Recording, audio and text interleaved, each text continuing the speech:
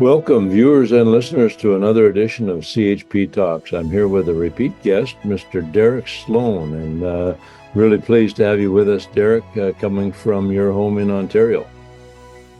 Glad to be here with you today, Rod. Thanks so much.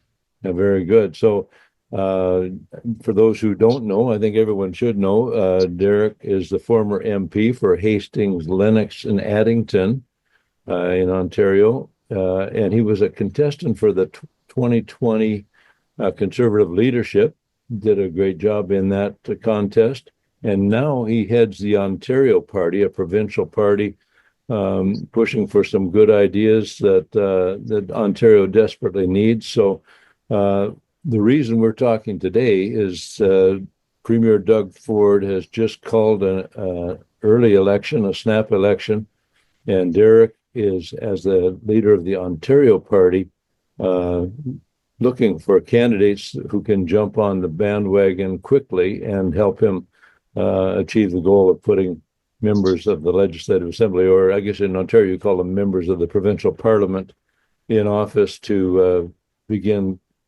pressing for good things to happen in Ontario. So why do you think Doug Ford called this election? It was a surprise to me, especially with the federal election looming. Why do you think he called that all of a sudden?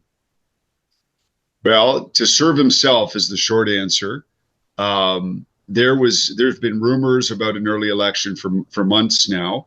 When the tariff threat came in and the dysfunction in Ottawa happened, a lot of us thought, well, maybe they'll put their early election ideas on the back burner.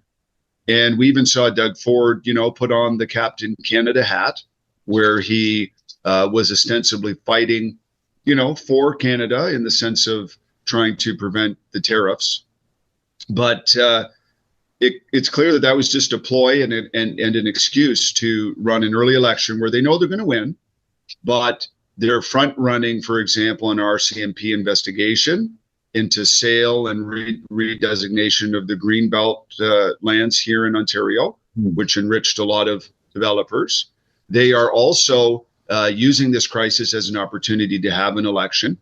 And, frankly, I think the tariff threat is a real one. We may see tariffs imposed as early as tomorrow, Saturday, February the 1st. But again, what we need are people like Premier Danielle Smith, who's traveling to the United States and meeting with stakeholders.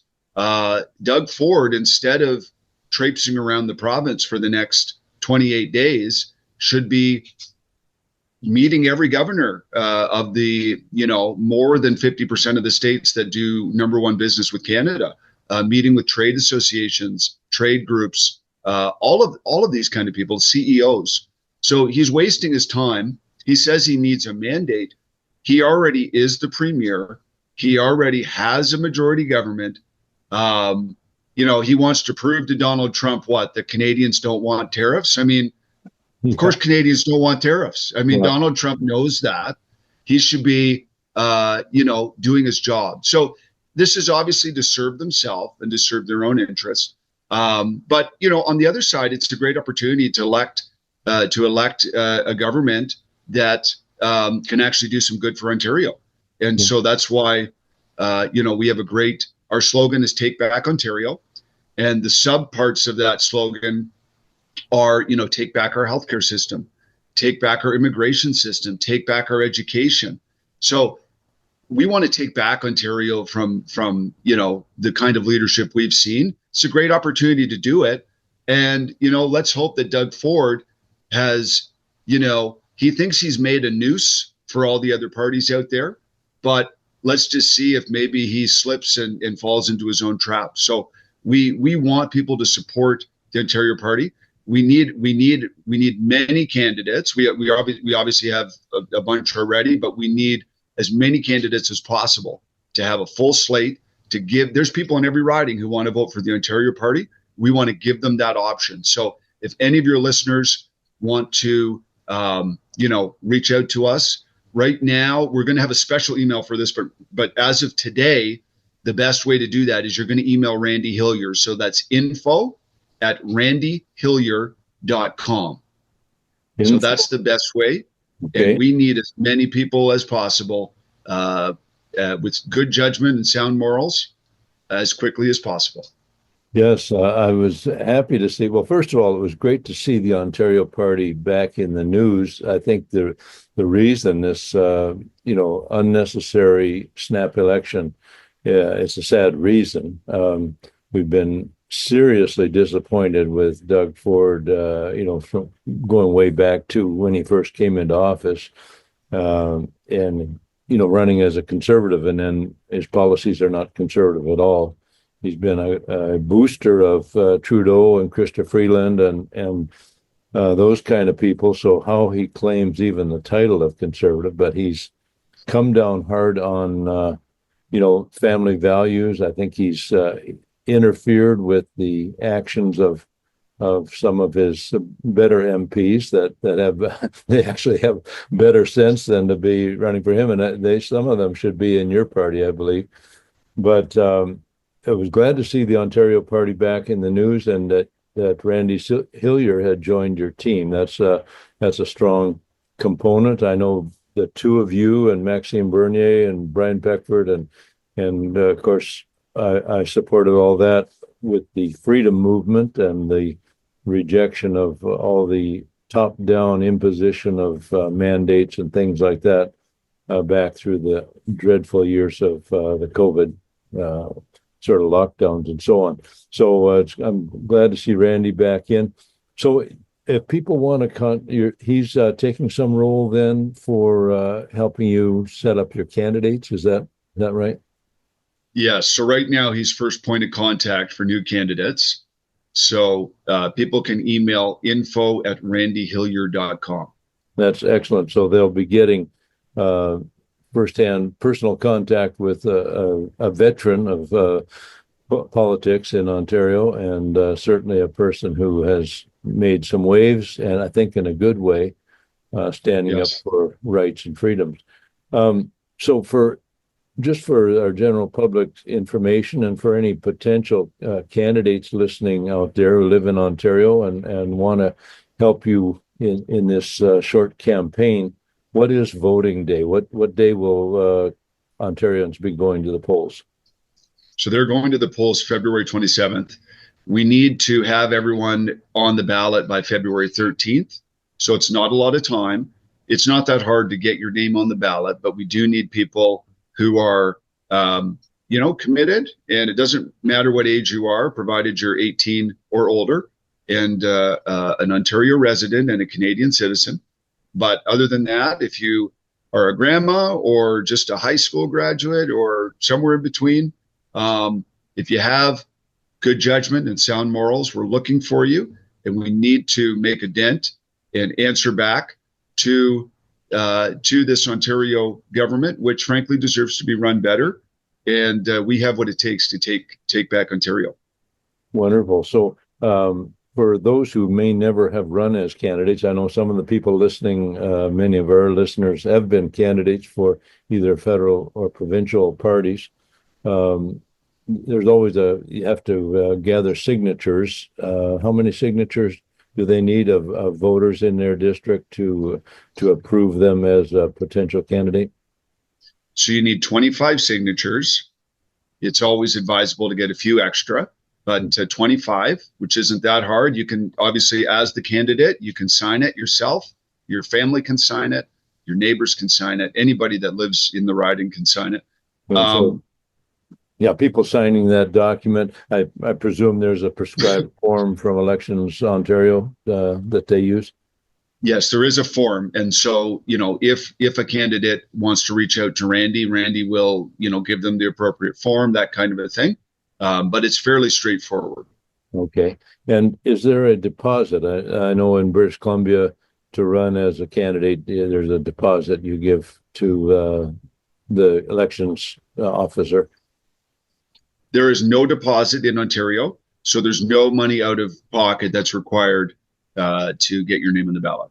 Excellent. And you probably are preparing literature that, as we are doing federally, I'm on the Election Readiness Committee. We're working on brochures for the federal campaign. You're probably doing the same thing for the Ontario Party.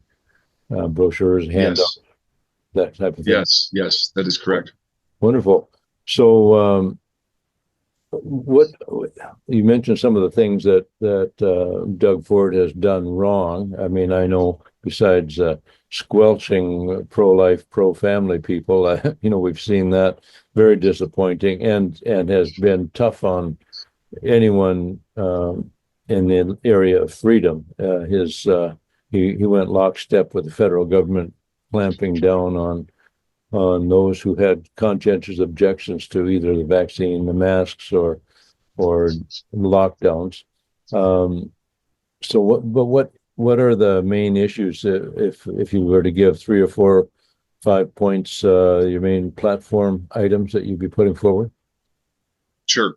So, obviously there is the approach of sort of criticizing the current government, which certainly can be done. And then there's also the approach of saying, well, listen, how could we run this place better? Yeah. And that would apply regardless of who was currently in power. I would say, in regards to Doug Ford and the PCs, the only thing you could really say is, well, I guess it could have been worse. And I say that not even in a joking manner, but even if we look at this sort of impassionately, as a conservative, you would figure, okay, well, Doug Ford followed a very sort of left-leaning liberal, Kathleen Wynne, who, most people in Ontario didn't like. I mean, it was really a throw Kathleen Wynne out election. Yeah. And, people were upset that she was spending a lot of money and doing all, a variety of things like that, her sex ed curriculum, a variety of things like that. If you look at the amount of money the Ford government has spent, and, you can take the COVID years out of the equation because some people might say, oh, well, during COVID, they had to spend money. They've been spending way more than Kathleen Wynne has. They might maybe just finally reach a balanced budget in the next month or so, maybe. Now, a balanced budget, of course, means that you've stopped digging the hole. So they've been digging the hole deeper since 2018, more so than Kathleen Wynne. They, of course, had draconian COVID lockdowns, where they shut us all down. They banned us from, getting in groups of more than 5 or 10, depending on the timing. And they came down hard on people protesting the lockdowns. But yet, if someone wanted to march for Black Lives Matter or something like that, Doug Ford was out there with them. Yeah. So this is the kind of hypocrisy. Of course, they claimed they were going to change the sex ed, and they never did. Other than that, what have they done? Well, they've cut a couple of taxes. We're paying a couple of cents less at the pumps. They took away our license plate sticker. So, they've saved us, maybe $100 a year or something like that. So, but, really, I mean, what have they done on a fiscal level? Our crime levels are much worse. Our housing is much more expensive. Our student visa, like our foreign student numbers are 3 or 4 times what they were a decade ago. And the question is, why were they not exercising provincial authority? Right? I mean, sure, maybe if a liberal was in power, it would have been even worse. But it's like, why do we have to choose between the best of two evils? Right? I mean, why can't we have a government that's fiscally responsible, that is not going to be indoctrinating and teaching our kids weird things in school, that's going to take healthcare seriously, that's going to take control over immigration, which, as most people are unaware, is a provincial responsibility. It's shared with the federal government. Constitutionally, immigration is a provincial and federal responsibility together. And they have done nothing. We have 500,000 foreign students in our province. They've been running our food banks dry. They've been doing all kinds of things. I mean, even just being here, even the best of them, they're taking jobs. They're using, taking up housing and also healthcare to a degree.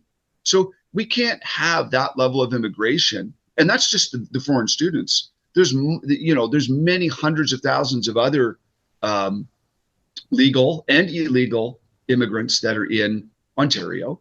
And, they've done nothing about it. They want to build more highways. They want to sell off the green space land to build more houses. Okay, that's great. But why not deal with immigration, which is your authority? So we're sick of, we don't like these governments ceding authority to the federal government. Provinces have a lot of authority. They have a lot of autonomy. They need to start exercising that. That's what we're going to do in terms of taking back healthcare, taking back immigration, taking back education. And that's the kind of government that we want, regardless of whether it was a liberal or conservative government right now. All the mainstream parties are failures in terms of the way that they're conceiving the exercise of provincial autonomy and what they think is wise. And, none of these parties have any sort of fiscal responsibility at all. The conservatives have a little bit of fiscal responsibility, but they certainly haven't exercised it. And the other parties would be even worse. Yeah. So, two things, just noting, I think our biggest disappointment with Doug Ford is that after indicating before he came into office that he would do something about Kathleen Wynne's sex ed program, he completely flip-flopped on that and has allowed that indoctrination of students to continue under his watch. Very, very tragic. They're waking up to that. People are waking up to that all across, around the world, I would say, but the US and Canada, parents are no longer willing to have their children subjected to this kind of ideological manipulation, which has destroyed so many lives. The other thing I wanted to ask you, as if you were to be the premier, what do you think? I know this whole Donald Trump tariff thing is fairly new. I agree with you. It looks like it's coming tomorrow. What do you have any particular thoughts? How the province of Ontario could respond? Although you mentioned already that Ford should have been down there talking to governors and so on. But what would you do if you were premier tomorrow or on February 27th regarding the tariffs? Well, the first thing you do is you try and make a deal. And, a lot of people speculate that Trump is, throwing threats around as a precursor to making some kind of a deal. So that's the first thing you do.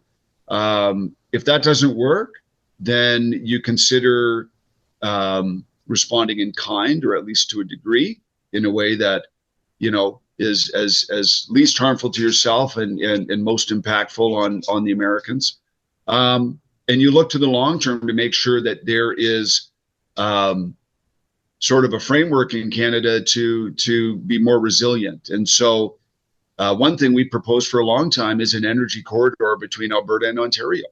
And this is something where you're not going to have, because right now some of our major lines are running from Alberta into the States, back into Canada, and then, through Ontario and Quebec. So we need to make sure that we have our own, pipeline system here where we're going to be not needing to sell to the United States at a discount. We can refine our oil and that type of a thing here. And just with supply chains and all that, we need to make sure that we're more resilient. Now, these are not things that happen overnight, but this is the kind of thing that really should have been planned 30, 40 years ago. Yeah. And of course, the country and the province are in terrible shape financially, deeply in debt.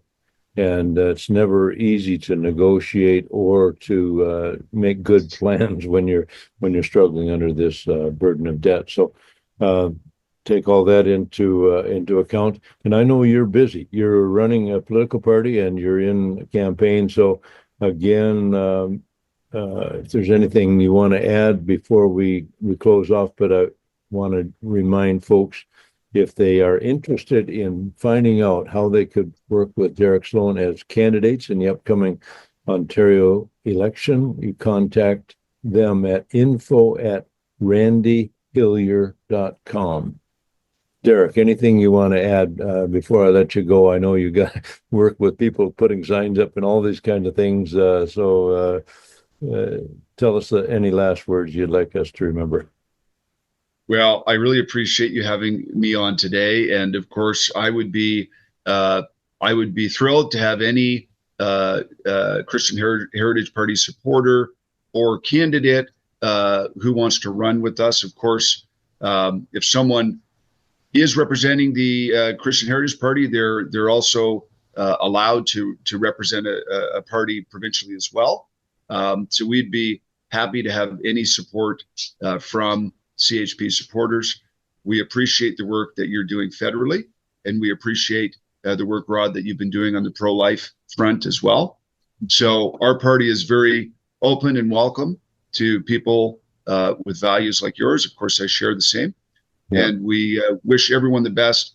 This is one of those times where you don't know what God could make out of this election. You got to just kind of move forward and be in a position to be used.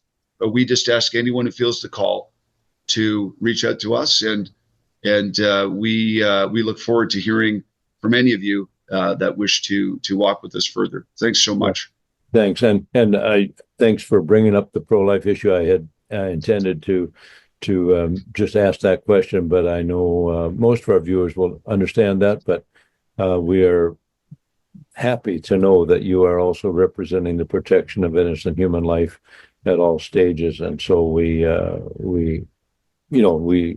extend to you the right hand of fellowship on that topic. It's important for people who care about the unborn, the elderly, the vulnerable, to vote for parties that actually will stand up for those things, and not just for a party you think has the best chance to win. So we do wish you all the best, Derek, you and your candidates, and extend my regards to Randy Hillier. I remember we had a great meeting, I think it was Canada Day 2021 at the Supreme Court. There was a huge crowd there. You, Maxime Bernier, Randy Hillier, and others that were there that, sharing the concern for our country and the concern for morality that needs to be restored.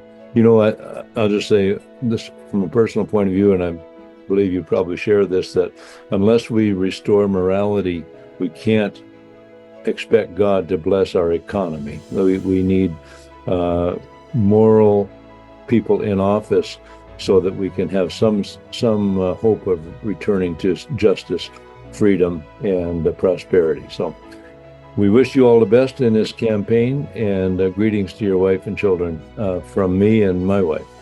Thanks. Thank you so much, Rod. God bless you. Bye-bye. God bless.